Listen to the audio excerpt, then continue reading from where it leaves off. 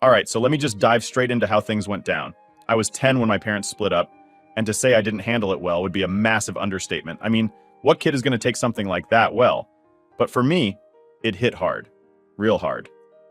Looking back, I guess they just fell out of love or whatever. But at the time, all I could see was that the two people I relied on the most suddenly didn't want to be together anymore. I remember being confused and angry all the time, lashing out at both of them, mostly at my dad though. I couldn't explain it, but I felt like he was the one responsible for ruining everything. We went through the motions, counseling and all that, but if I'm honest, it was a waste of time. My mom was the only one who seemed like she was really trying to get me or where I was coming from. My dad, on the other hand, had this suck-it-up attitude about everything. He didn't get how much I was hurting, and if I'm being real, I don't think he cared. He was more focused on keeping it all together for himself than thinking about what I was going through. I don't know, maybe that's just how he deals with stuff. We never really connected much after that, and it felt like we were just two strangers living in the same house. I stayed mostly with my mom, which was fine by me because we were always closer. I only went to my dad's place on weekends or for short breaks. Not gonna lie, I kinda dreaded those weekends. It was awkward, and I didn't feel like I belonged there anymore. But things took a turn when I was about 14. That's when my mom decided to remarry. Now, don't get me wrong, I wanted her to be happy. But her new husband, let's just call him Mike, wasn't exactly thrilled about having me around. I don't know if it was me, or if he just didn't want a kid who wasn't his own in his life, but the vibes were clear. I wasn't welcome. And then, just like that, my mom made a choice. She picked her new life with him over me. I can't even begin to describe how that felt. It was like one moment she was my rock, the only one who understood me, and the next she was pushing me out of her life. She told me it was for the best, and that I should live with my dad. Yeah, right. For her best, maybe. I was crushed. I felt abandoned. Like, how do you go from being the center of someone's world to being shoved aside because their new husband doesn't want to deal with you? It didn't make sense to me then, and honestly, it still doesn't now. So, I packed up and moved in with my dad and his fiancée, Olivia. Now, Olivia was a piece of work. She'd been with my dad for a while at that point, and she had this weird idea that she could just step in and be my mom or something. I wasn't having any of that. I was still reeling from being ditched by my actual mom, and here's this woman trying to act like everything was normal. I shut that down quick. I didn't need or want another mom, especially not one who didn't get me or my situation. My dad, of course, didn't really notice or care about how I was feeling. He was too busy playing happy family with Olivia to realize that I was struggling. To him, it was like I should just get over it, move on, and adjust to the new family dynamic. But how the hell was I supposed to adjust when my life had been turned upside down? Living with them sucked, plain and simple. Every day felt like I was just trying to survive in a place where I didn't belong. Olivia was always hovering, trying to get me to open up to her or do things as a family. I wasn't interested. The more she pushed, the more I pulled back. And my dad? He acted like everything was fine. Like me being there was no big deal. Meanwhile, I was grieving the fact that my mom had basically ditched me for a guy who couldn't stand the sight of me. There were times when I thought about running away, just leaving and seeing where I ended up. It was that bad. But I didn't. Instead, I stayed, kept my head down, and counted the days until I could get out for good. I threw myself into school, focused on getting into college, and planned my escape that way. I figured if I could just make it to college, I'd be free. All right, so I made it through high school without completely losing my mind, but living with Olivia and my dad was rough. Every day was just tension. Like, there was no big blow up or anything, but it was always there, that feeling that I wasn't wanted. Olivia wasn't mean to me outright, but she had this way of making me feel like I was just in the way, like everything would have been easier if I wasn't around. She never said it, but I could feel it. And then there was Jess, her daughter. Now, Jess wasn't the issue at first. She was all right, we weren't close, but she wasn't a total brat or anything. It was just awkward, because Olivia would constantly go out of her way to make sure Jess was the center of everything. Like, Jess got special treatment for everything. Olivia was constantly pulling strings to make her life easier. Sports teams, school plays, whatever Jess wanted, Olivia would make it happen. And Jess? She kinda just went along with it. She wasn't exactly spoiled rotten, but she didn't push back either. She just accepted that her mom was gonna smooth everything over for her no matter what. Meanwhile, I was just in the background trying to stay out of the way and not cause any drama. Living with them was like living in someone else's home. My dad had his own life with Olivia, and I was just there. I mean, sure, I had a room, but it never felt like mine. It was more like a guest room where they just let me crash. I tried to keep busy with school and avoided being home as much as possible. I'd hang out at friends' places or stay late at the library, basically doing anything to not deal with being at the house. But then things started to get complicated when Jess started acting weird. It was like, overnight, she went from just being Olivia's daughter, who I tolerated, to this person who was constantly hovering around whenever I brought someone over, especially when it was Ethan. Yeah, I know I haven't mentioned him yet, but this is where he comes into the picture. So Ethan and I started dating when I was in college. We were both studying at USC, and things were going well between us. He's a good guy, and I really liked him. Naturally, I started bringing him over to my dad's house sometimes, and at first, it was fine. But then, out of nowhere, Jess started acting all weird around him. Like, she'd get super shy and quiet, which wasn't her usual vibe at all. At first, I didn't think too much of it. I just figured maybe she was having a bad day or whatever, but it didn't stop.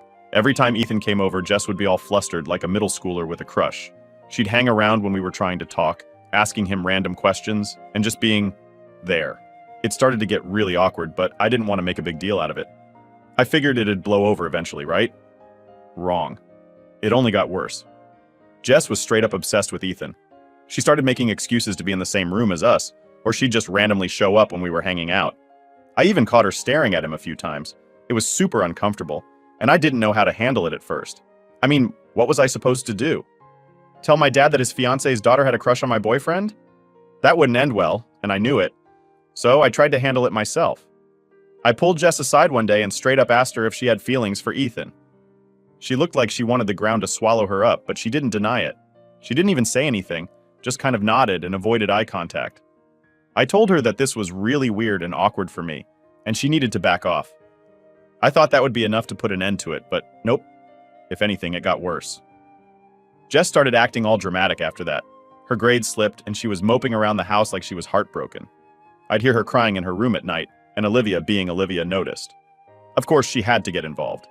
Instead of talking to Jess like a normal parent, Olivia decided that it was somehow my fault that Jess was a mess. She cornered me one day in the kitchen and accused me of flaunting my relationship with Ethan to make Jess feel bad. Like, seriously? How was it my fault that Jess had a crush on my boyfriend? It was ridiculous. But Olivia was dead serious. She told me I needed to be more considerate and suggested that maybe I shouldn't bring Ethan around anymore, for Jess's sake.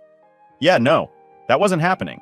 I told her flat out that I wasn't going to stop seeing Ethan just because Jess had a thing for him. If anything, Jess needed to learn how to deal with her feelings like an adult, not expect me to bend over backward to make her feel better. Olivia didn't like that answer, and she went straight to my dad about it.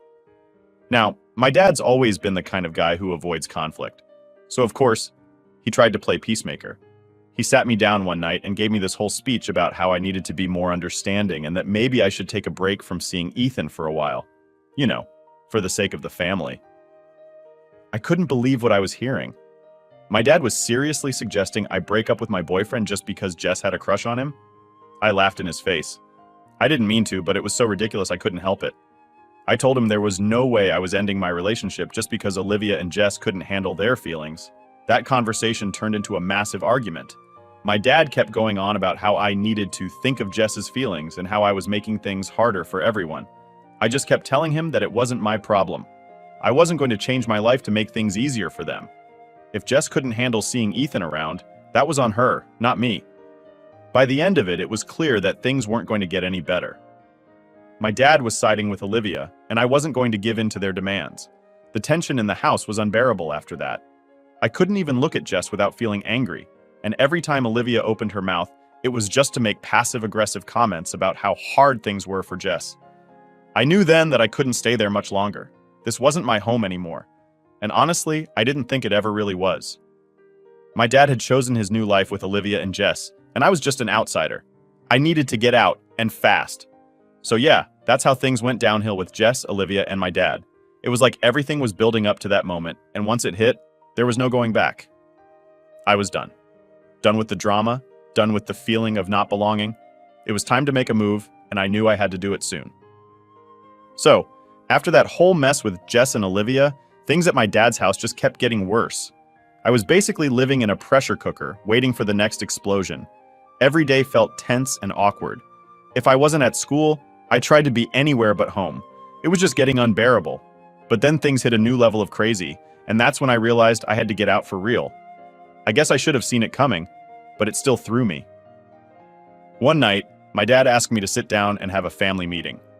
Now, if you've ever been in a dysfunctional family, you know that those words usually mean bad news. I wasn't looking forward to it, but I figured, fine, let's get this over with. We all sat down in the living room. Me, my dad, Olivia, and Jess. And honestly, from the looks on their faces, I knew this was going to be some sort of intervention. My dad started off with this whole speech about how the tension in the house was affecting everyone, how we all needed to figure out a way to get along better. I didn't say anything, just nodded along, waiting for him to get to the point. Then Olivia jumps in. She starts talking about how Jess has been struggling lately, which I already knew, and that the situation with Ethan wasn't helping. And I'm just sitting there thinking, great, here we go again. But instead of going down the usual path of blaming me, she drops this bomb on me. We think it would be best if you took a break from seeing Ethan for a while. I swear I almost laughed again. Like, seriously? This again? But she wasn't done. Olivia went on to explain that Jess needed time to process her emotions and that my relationship with Ethan was distracting her from focusing on her own life. She made it sound like I was causing Jess to fail at school or something, which was total BS. At that point, I couldn't hold back. I just said, "You can't be serious. You want me to put my life on hold because Jess has a crush on my boyfriend? How is that my problem?" Olivia didn't like that at all. She got this tight look on her face, and my dad jumped in to back her up, saying that they weren't asking me to break up with Ethan, just to give things some space. I told them flat out that it wasn't happening. There was no way I was going to stop seeing Ethan just because Jess couldn't handle it. If she had a problem, she needed to deal with it, not make it everyone else's issue. The room went dead silent after that. You could cut the tension with a knife. Jess, who had been staring at the floor the whole time, suddenly looked up at me with tears in her eyes. "I'm sorry," she whispered. "I didn't mean for it to get this bad." I wasn't expecting that. I mean, I knew Jess had a thing for Ethan, but seeing her like that, so genuinely upset, made me pause for a second. But then Olivia jumped back in, twisting the knife by saying, "We just want what's best for everyone, especially for Jess.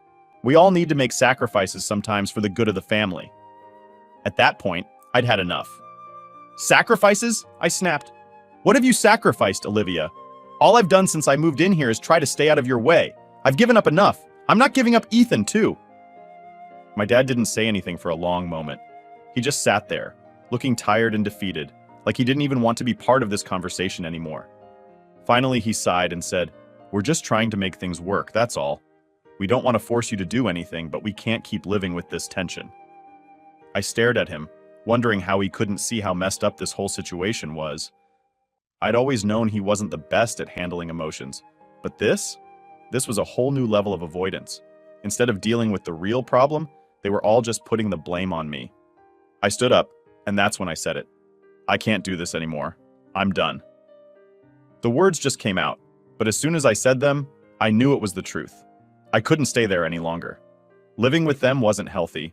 It was making me angry and resentful, and I deserved better than that.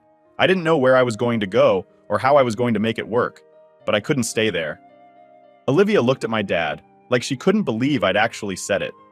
Jess just sat there, her face crumpled in on itself, looking miserable. And my dad? He didn't even try to stop me. He just nodded, like he expected it. Then my dad said, "If you don't break up with Ethan, I can't let you live here." "Fine," I said. "I'll be out by the end of the week." And that was that. I left the room, went to my room, and started packing. I didn't even know where I was going, but I started putting stuff into boxes anyway. Part of me was angry, but another part of me just felt relieved. I didn't have to deal with their crap anymore. I could just walk away and leave it all behind. Over the next couple of days, I packed up everything I owned. I barely spoke to anyone in the house. Olivia acted like she didn't care, and Jess kept to herself, probably embarrassed about the whole thing. My dad tried to talk to me once, but it was just more of the same. Him trying to make peace without actually fixing anything. I didn't tell him where I was going when I left. I didn't think he even cared. The day I moved out, I loaded up my car, looked back at the house one last time, and then I drove off. I didn't look back. Leaving wasn't easy. I was scared and uncertain about what would happen next. But I also knew that staying in that house wasn't an option anymore. My dad had made his choice. He'd chosen his new family over me, and I wasn't going to stick around and be a second thought in my own life. I didn't really know what the future held for me, but I knew one thing for sure. I was done with the toxic mess my life had become in that house. It was time to figure out who I was and what I wanted without them dragging me down. It was time to start living for me, not for them. So, after I left my dad's house, it was like a weird mix of relief and straight-up panic. I had no idea what I was doing. I didn't have a solid plan or anywhere permanent to stay right away, but I knew I couldn't stay in that toxic mess any longer.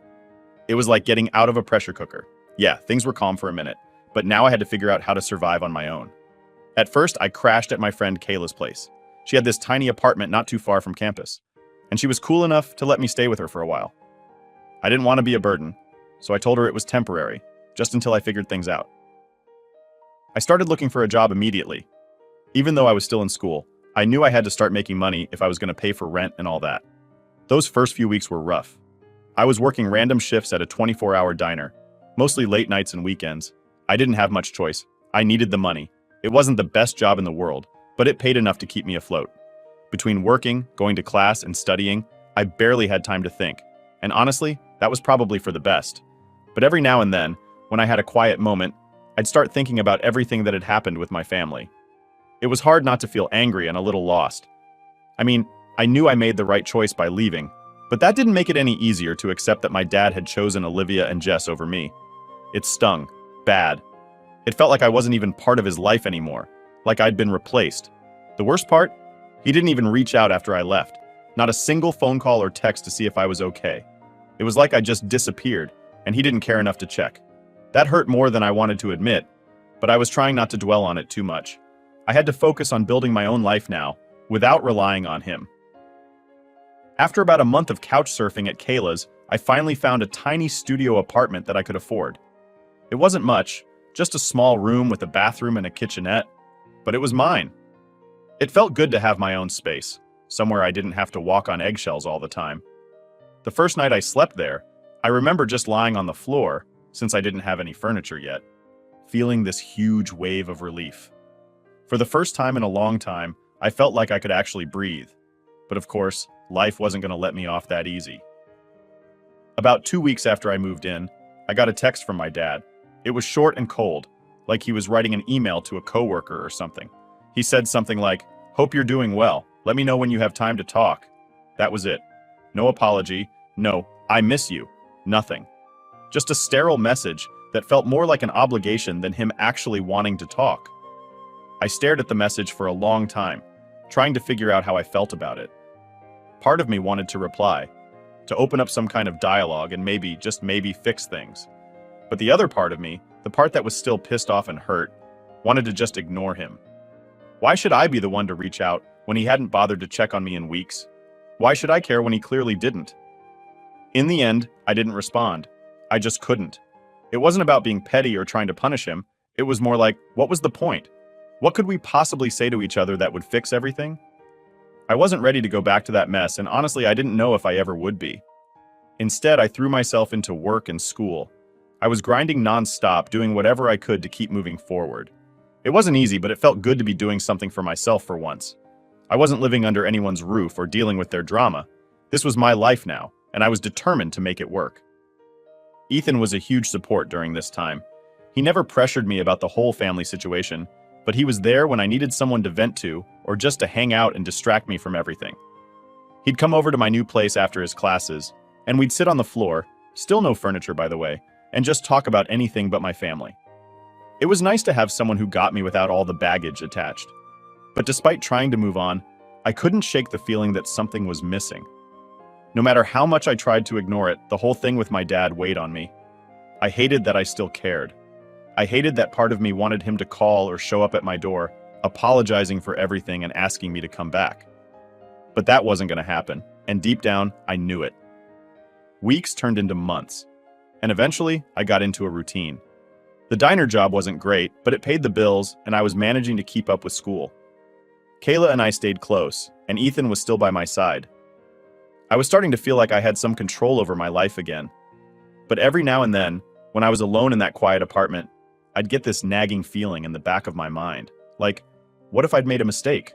What if cutting off my dad wasn't the right move? I kept telling myself that I did what I had to do, that I couldn't stay in that toxic environment. And yeah, that was true. But still, it's not easy walking away from your family no matter how bad things get. There's always that little voice in your head wondering if there was another way, if maybe things could have been different. But I pushed those thoughts aside, focusing on the fact that I was finally in control of my own life. I didn't have to answer to anyone but myself, and that was a freedom I hadn't felt in years. And even though it was hard, I knew I'd made the right choice. So that's where I was, living in my tiny apartment, working long shifts, and trying to figure out what my next move was. I hadn't heard from my dad or Olivia since that text, and honestly, I was okay with that. I was starting to build something for myself, and that felt pretty damn good. Alright, so things got messy after I left, but what really surprised me was how bad it got for them. I didn't expect their lives to fall apart like they did. It's almost like karma was just waiting for the right moment to come down hard on them. A few months after I had fully cut ties with my dad, Olivia, and Jess, I started hearing bits and pieces about what was going on with them. I wasn't trying to keep tabs on them or anything, but mutual friends and old neighbors would drop little tidbits in conversations. And from what I heard, their perfect life was slowly unraveling. It started small, arguments between my dad and Olivia, tensions at home. But eventually, things spiraled. Turns out, after I left, Jess really went off the rails. She wasn't just sulking over her unrequited crush on Ethan like she had been before. No, she fully spiraled. She dropped out of college not long after I moved out. At first, it seemed like she was just taking a break, but the truth was, she couldn't handle the pressure. Without Olivia constantly smoothing things over for her, Jess was left to deal with real life, and she couldn't do it. She started hanging out with the wrong crowd, getting into trouble. It got bad enough that Olivia, who once coddled Jess like she was made of glass, couldn't even control her anymore. And that's when things at home went from tense to chaotic. Olivia was freaking out because her perfect little girl was slipping through her fingers, and my dad? He was caught in the middle, trying to keep the peace like he always did. But this time it wasn't working. I heard that Jess ended up getting arrested. Twice. The first time was for shoplifting, and Olivia managed to get her out of it, pulling some strings with one of her lawyer friends. But the second time, it was worse. Apparently, Jess had been caught with some drugs at a party, and there was no quick fix for that. She was facing real charges, and Olivia couldn't just throw money at the problem to make it go away. From what I was told, this was the final straw for my dad. He had already been on edge dealing with Olivia's control issues and Jess's breakdown. But now with legal problems and their reputations on the line, he snapped. They were constantly fighting. I mean, screaming matches, doors slamming, the works. And the thing is, Olivia had no one to blame but herself. She created this mess, but instead of admitting that, she tried to pin it on my dad, saying he wasn't supportive enough or that he wasn't leading the family. Classic deflection. Then there was the financial disaster. I found out through some old neighbors that my dad had made some bad investments after getting pressured by Olivia to expand their wealth. Olivia had always been obsessed with status, having the nicest house, the newest car, and of course being better than my mom ever was. She pushed my dad to invest in some sketchy real estate deal thinking they'd make a quick profit. Spoiler alert, it didn't work out. They lost a lot of money. Like, we're talking almost all of my dad's savings. The house they were living in, they were on the verge of losing it. Olivia had spent years pretending they were living the high life, and now it was all crumbling down around them. My dad, who had worked his whole life to build some kind of stability, was now facing the possibility of having nothing. And guess what? Olivia bailed. Yep, when things got too tough for her, she packed her bags and left. She wasn't about to stick around and deal with the consequences of the mess she helped create. From what I heard, she ran off with some guy who had more money, someone she met through one of her fancy social circles. It was typical Olivia, always chasing the next best thing, never sticking around when things got hard. So there was my dad, left with nothing. His wife had left him, his daughter was in serious legal trouble, and he was drowning in debt. I remember thinking, well, this is what happens when you pick the wrong side. And yeah, maybe that sounds harsh, but I couldn't feel bad for him. Not after everything he'd put me through. Then, out of nowhere, I got a text from my dad. It wasn't like the cold, business-like messages from before. This one had some desperation in it. He asked if we could talk. Said he needed to explain everything. I didn't respond right away. I mean, what was there to talk about? He chose Olivia and her perfect little life over me. And now that it was all falling apart, he wanted to reconnect? I wasn't interested in playing savior for him. But a week later, I got another text, and this one hit harder. He was asking for help. Financial help. Can you believe that? After everything that happened, he had the nerve to ask me for money. Said he was in a tough spot and that he didn't know where else to turn. I stared at that message for a long time, just trying to wrap my head around it. I guess that was his last play. Olivia was gone, Jess was a wreck, and now he was broke. The guy who had never really been there for me, who chose his new family over his own daughter, was asking for a lifeline. It was hard to believe, but at the same time, I wasn't shocked. When you build your life on someone else's terms, it falls apart just as easily. I didn't respond. I couldn't. There was nothing left to say. He made his choices, and now he had to live with them. It was kind of poetic in a way. The perfect little life he built around Olivia had crumbled, and now he was left standing in the ruins. Meanwhile, I was doing just fine. I had my own place, my own life, and I didn't need him anymore. That's the thing about karma. It doesn't care how long it takes. It just waits for the right moment to show up. And when it does, it doesn't hold back.